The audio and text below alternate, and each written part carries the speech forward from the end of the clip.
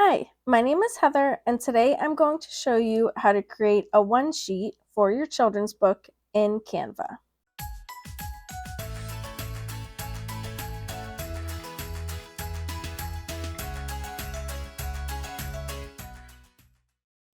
When you go to bookstores to ask them if they want to sell your book, you can bring a copy of your book with you in case the manager is there and wants to look through your book in person. But it's also good to bring a one sheet because if the manager isn't there and you just want them to consider having your book in their store, then you can leave the one sheet there and then they'll have all the information for your book and they can decide if they want to carry it. Also, if your book is available on Ingram, which means you either published on Ingram Spark or you selected expanded distribution in KDP, then you can just leave your one sheet and then they can just use that to find your book on Ingram and order your book from there. So today I'm going to show you how you can create one. I have a template for this, so you'll really just be filling out the template. It's super easy. The link to the template is in the description. Once you click on that link, it's going to bring you to a page that looks like this one. And you'll just scroll to the bottom and click View Template. And then you can click Open in Editor. And it's going to create a copy of the one sheet template. And then you can just fill it out how you need to. As you can see, it named it copy of one sheet template here. So I'll just name this my one sheet. You'll see that there are two pages on here. One is for if you want to do just one book, and then the other one is if you want to have two books on your one sheet. So it just depends on whether you have just one book that you're bringing to bookstores or multiple. And I'm going to use the multiple one. So I'm going to go ahead and delete this first one. And then I have just the second page here that has two books here. First, I'm just going to replace the book covers with my book cover.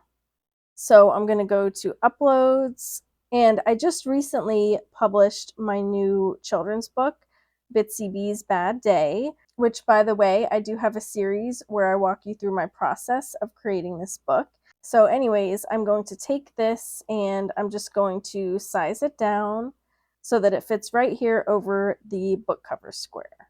And I can go ahead and delete the book cover square too. So I'll just select it and press delete on my keyboard. And then I'll just put this one in place. And then I'm going to grab my other book cover and then I'm just going to resize that one. And I'm going to make sure it's the same width as the first one that I put here, just so that it doesn't look, sloppy. So I'll just resize it and it'll just snap to that other width. And then I'll go ahead and delete the blue one and I'll just pull this one down. And you do want this to look nice and professional, so make sure that all your spacing is right, that these are lined up together, and you have a good amount of space between the cover and the text. Now I'm just going to fill these out. So I'm going to do Bitsy Bee's Bad Day, and I'll put my name here. And then I'm going to put a little description here. And I'm just going to go to the Amazon page for that book because that's easiest for me. And then I can just copy and paste the description here. But there really isn't a ton of room on the one sheet to fit that whole description. So I am going to need to reword it or maybe just take some of it out. So I would maybe just grab the first two sections here and just leave out the last paragraph. So I'll just copy that and then I'm just going to paste it here. And it doesn't quite fit, but I can make this text smaller here. And then I'll just move these down a little bit. And if you do make this text smaller, then you want to make sure that the other one matches because you want it to be consistent and to look professional. So I can just have this text box selected, and then I'm going to click on the copy style button up here.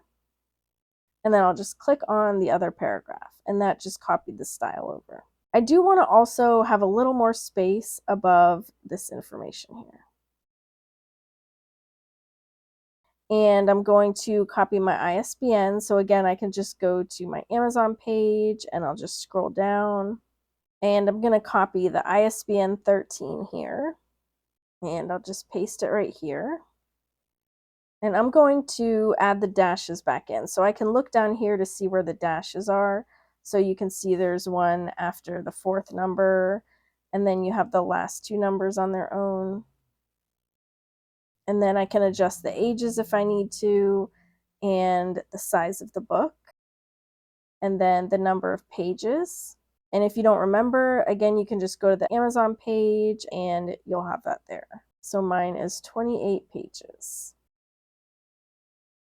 And then for the wholesale price and retail price, this can be a little bit tricky, and here's why. The percentage that you put in Ingram Spark is not the percentage discount that the bookstore will get. When you put that percentage in, then their distribution partner, Ingram, takes part of it.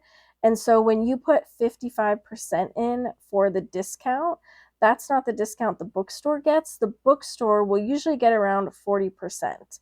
So that's why this part is a little bit tricky. But basically what I'm doing is I'm going to assume that the bookstore does get a 40% discount because I selected 55% in Ingram Spark. And then my book is actually listed as $11.99. So what I'm going to do is I'll just do $11.99 times 0.6, because if they get a 40% discount, then that means the wholesale price is 60% of the retail price. So the wholesale price would be $7.19. So I'm going to go in Canva and I'm going to make this $7.19, and this is going to be $11.99. And if your book was $12, then you would do 12 times 0.6, and that's going to be $7.20. So now let's go ahead and move down to the next one, and I'll fill out the info for this one.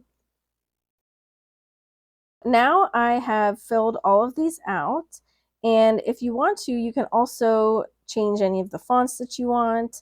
I'm going to change the colors of the titles here because this is just so much black text. So I'm going to grab this and just change the color to kind of go with the book.